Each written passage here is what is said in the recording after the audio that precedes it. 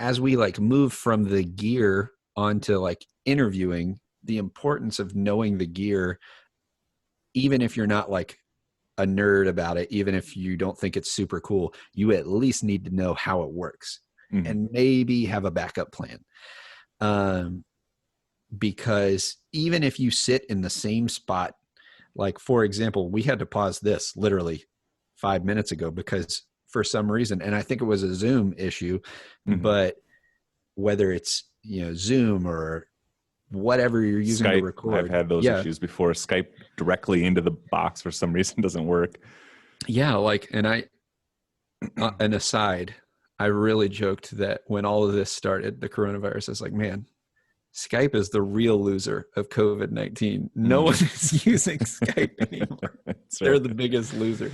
Yeah. No, but yeah, whatever you're using, what interface as far as the programs that you use, Zoom, your DAW, Zencaster, whatever's capturing the audio, as well as your physical gear that's capturing the physical sound, you need to know all the kinks in the chain. So that's why my first tip was know the signal path. So know it goes microphone, XLR cable, interface, USB port to Zoom, and then I drag it into my DAW, whatever. So you need to know every kink, because it could be as simple as, for your condenser, you don't have the phantom power turned on, right?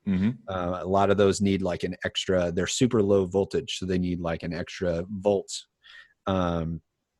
that's on a lot of the interfaces. But if you didn't know to press that, it could be as simple as that, or the volume's turned down, or the cable has gone bad, or you've got a 2011 MacBook that has a bad USB input.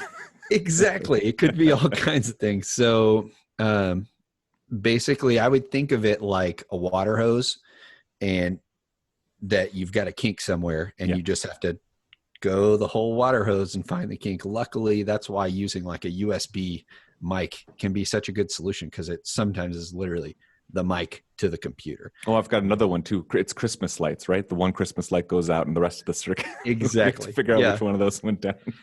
And you got to sit there, or you're like Clark Griswold. Griswold. You just go for it. And somebody finally turns on the garage light, and then they all turn on.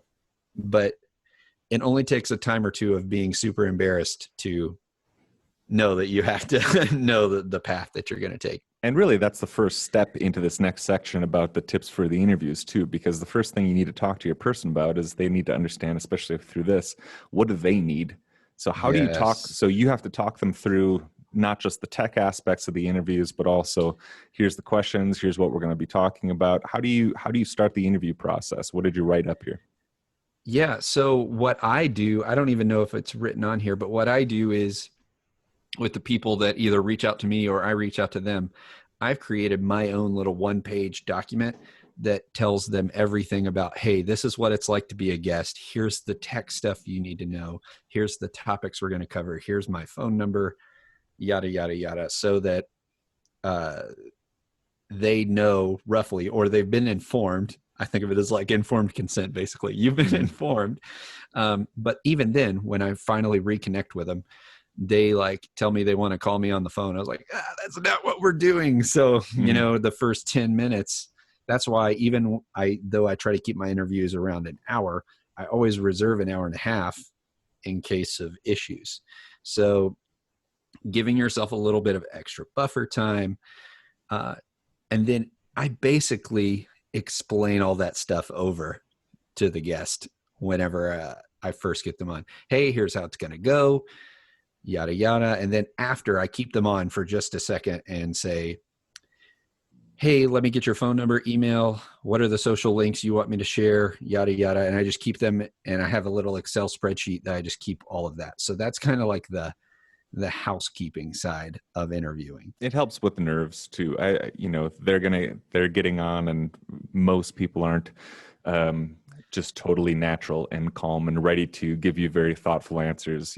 I can't think of how many interviews I've had where they've just gone down and answered, and then they said, Can I start that over? Can I do that? Which Yeah, is why you've got that note about just have the notepad there. It says, 13 minutes and 56 correct. seconds. All right, that's where I'm going to go back to, and be very, gracious about those sorts of things, so that they feel like, Yeah. yes, I am going to put my best self forward here.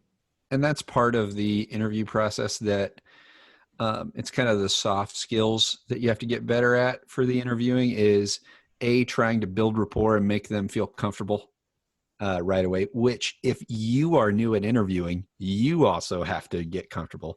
It is not like immediately a skill. And going back, I've even noticed like, you need to like slow down. You need to be more concise. You need to not interrupt. So I've gotten better at that process myself, but at the beginning, have a little bit of small talk. And then the other thing I like to do, like you said, is I just say, hey, just so you know, if you flub on your words, if you want to say something again, if you say something that you decide you want to strike from the record, and I just tell them the recording keeps going, so just give yourself a little pause. I'll make a note of it, I'll edit it, and then just go right back into it.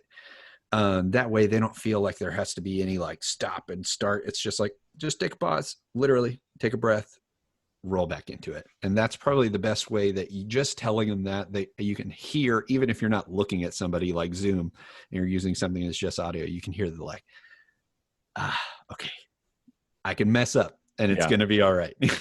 Because I was listening to another like thing about getting better at podcasting, really meta, a podcast about getting better at podcasting. Yeah. But the thing is, and I don't know if this is something you ever communicate to the guests, but it's natural. It's the better I can make you sound, it's the better I make the podcast sound. Right. So even if it's unspoken, letting them know that like, hey, I'm here to make you sound as smart, as funny, as gregarious, whatever the thing is, as possible, because that helps everybody, right? So if they know that and don't feel like they're in like the hot seat, that can probably help. What do you do to help people feel more comfortable for an interview? I think what you wrote about the semi-structured interview questions is one of the most important parts, because I'll try to really boil it down. And semi-structured, and Kate mentioned it in one of our kind of intro group videos too, exactly these different interviewing styles and everything. But semi-structured is really good because it says, this email that's going out to the interviewee, here's the 5 that I'm going to ask. Here's the 5 that you can prepare for. You can rest assured that I'm probably going to find something interesting about one or many more of the things that you're saying. But that's I'm going to try to find the thing that you're most interested in. So if question number 2 is, what's the research project that you feel the most proud of?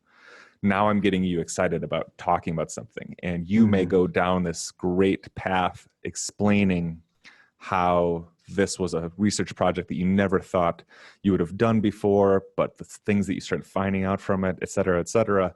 And that's where the semi-structured part comes in. I wrote down the exact question that I'm going to ask you, so they can have those questions up and they see me literally reading it. And so there's a kind of security in the script, and they know what they wanted to start off with.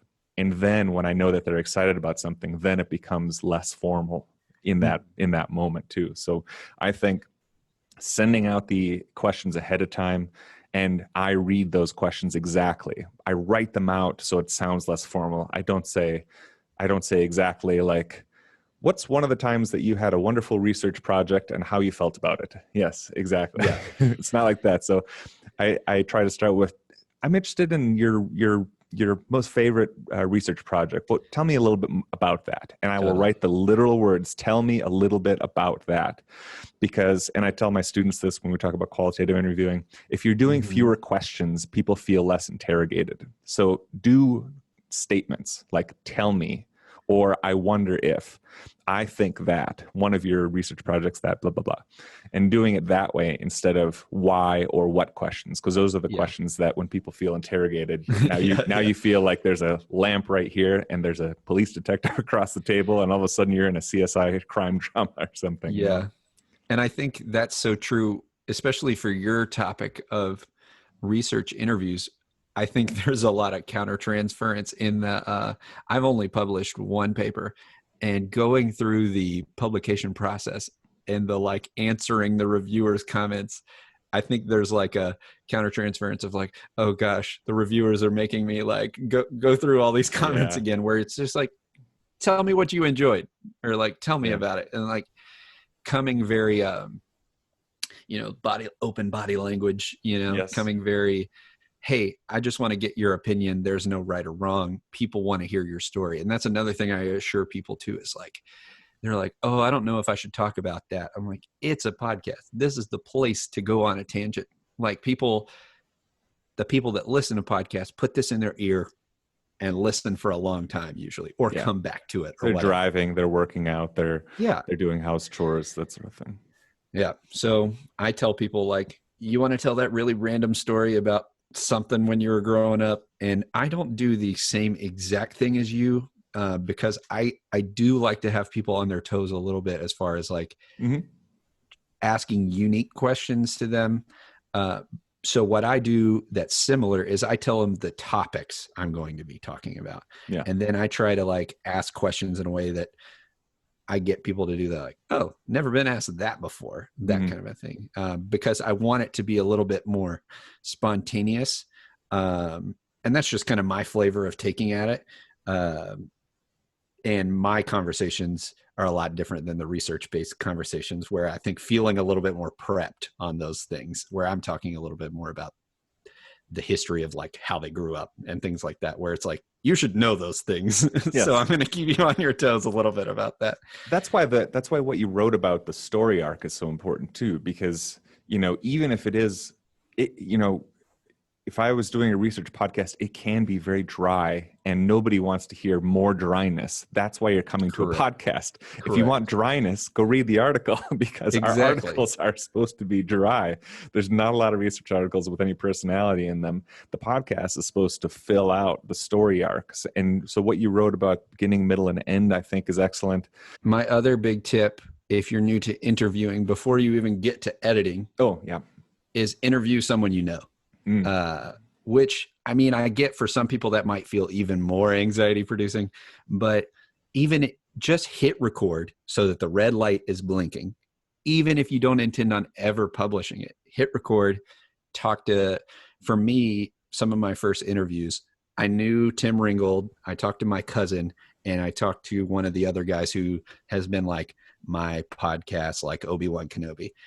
So those three people were my first interviews, and some of them I knew better than others. Like I only knew Tim like professionally, but I knew a lot about his work and things like that. So it was helpful that those people, I felt enough rapport that I felt more comfortable, because then you can get better at working. I mean, the first time I interviewed an artist who was somebody that I thought was super cool, like a local guy, I remember being like so anxious, and I was like trying not to do the like, remember that time you were in the Beatles? Yeah, right. Trying not to do the Chris Farley. Yes, that's right.